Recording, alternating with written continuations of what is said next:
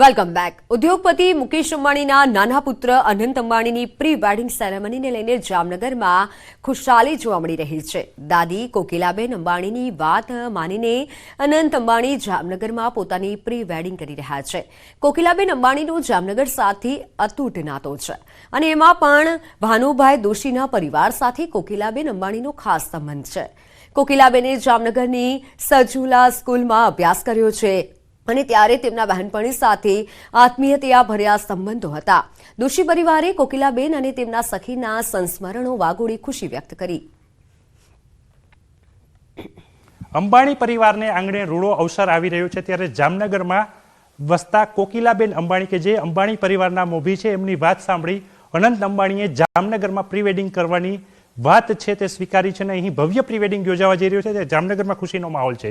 કોકિલાબેન અંબાણી જ્યાં ભણતા હતા અને રહેતા હતા એ પરિવાર સાથે આપણે ઉપસ્થિત છીએ.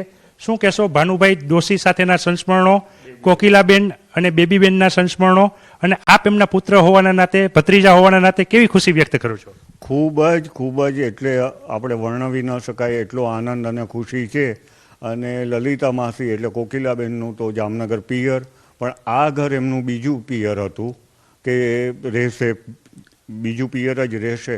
અને એમને જે નિર્ણય લીધો ભાઈ અનંતે જે નિર્ણય એમને લીધો અને મુકેશભાઈ તથા નીતા ભાભીએ જે આ માન્ય રાખ્યો કે જામનગરમાં પ્રી વેડિંગ આખું કરવું, આખા દેશમાંથી કે વિદેશમાંથી આટલા VVIPs આવતા હોય તો જામનગર માટે બહુ ખુશીની વાત છે.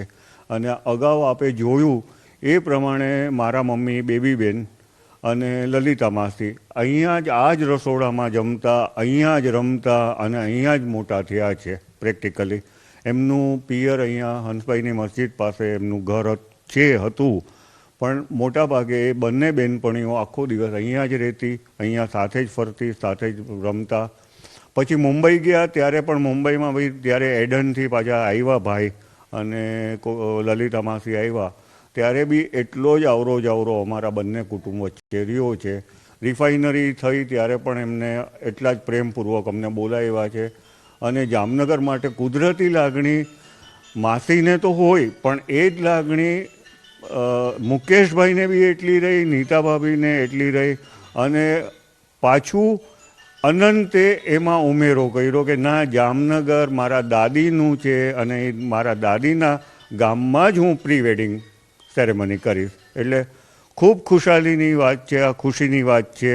અને પ્રી વેડિંગનું જે રીતે આયોજન થઈ રહ્યું છે, કરી રહ્યા છે, એ પ્રમાણે મને તો એવું લાગે છે કે આવા જગતમાં કોઈએ લગ્નની જે સેરેમની પ્રી વેડિંગ કહેવાય એવું કદાચ થયું નથી અને કદાચ થશે પણ નહીં. હવે તો મુકેશભાઈના પૌત્રનું પાછું આવું થાય, બે ભાઈઓના દીકરાના પાછા જામનગરમાં આજ આવું પ્રી વેડિંગ થાય એવી અમારી શુભેચ્છા. પ્રી વેડિંગની શુભેચ્છા તો આપી ચૂક્યા આપ. કોકિલાબેન સાથેના સંસ્મરણો પણ આપે વાગોળ્યા.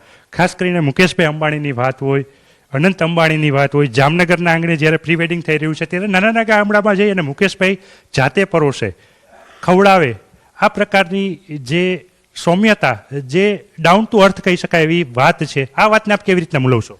હું બહુ સારી રીતે એનું મૂલ્યાંકન કરું છું, કારણ કે અમે લોકો બેઝિકલી ઇન્ડસ્ટ્રીયાલિસ્ટ છીએ, ઇન્ડસ્ટ્રીમાંથી આવીએ છીએ અને બહુ સારા ઇન્ડસ્ટ્રીયાલિસ્ટ ઇન્ડિયાના એની સાથે અમારો વ્યવહાર રહ્યા છે.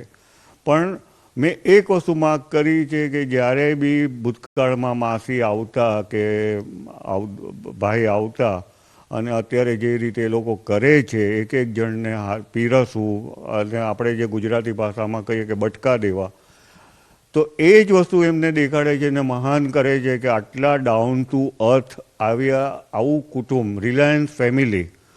એટલે એ સંસ્કાર જેને આપણે કહેવાય કે માસીના કે ભાઈના સંસ્કાર, એ ત્રીજી પેઢી સુધી એવા ને એવા રહ્યા છે અને આગલી આવતી પેઢી સુધી બી એવા ને એવા રહેશે કે જેને આપણે સીધા સાદા શબ્દોમાં કહીએ કે નમ્રતા, વિનમ્રતા અને ડાઉન ટુ અર્થ પર્સનાલિટી જો કોઈને જાણવું ને શીખવી હોય ને તો ફક્ત આ કુટુંબને ધ્યાનમાં રાખે કે આટલું હોવા છતાં કેટલા વિનમ્ર માણસો એ લોકો છે.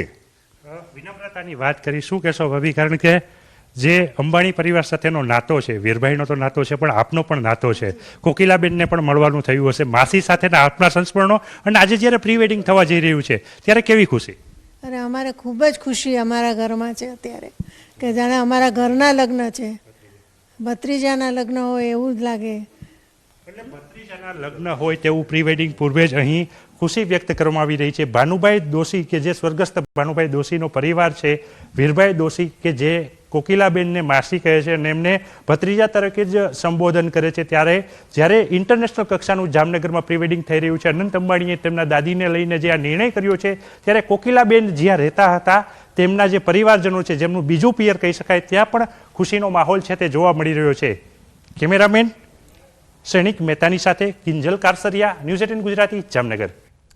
તો સમાચારોમાં હાલ બસ આટલું જ. રજા આપશો. નમસ્કાર.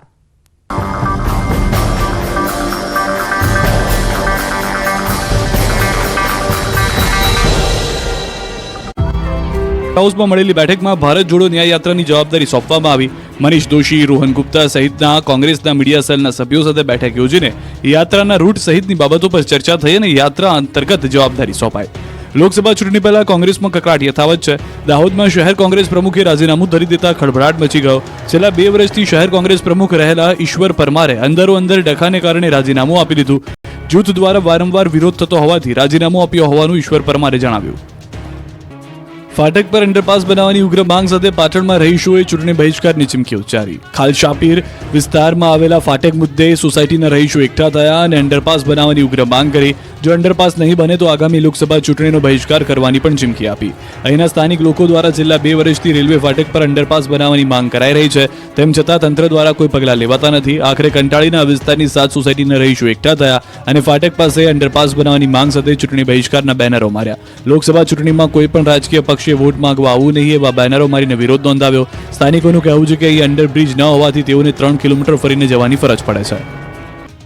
એક તરફ બદલાતું વાતાવરણ અને બીજી તરફ પાકમાં સુકારો. સાબરકાંઠા પંથકના ખેડૂતો માટે પડતા પર પાટું સમાન ઘાટ ઘડાયો છે.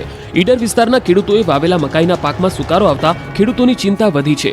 મકાઈના પાકમાં અચાનક જ સુકારો આવી જતા રોષે ભરાયેલા ખેડૂતો એકત્ર થયા અને બિયારણની કંપની સામે વિરોધનો વંટોળ ઊભો કર્યો હતો.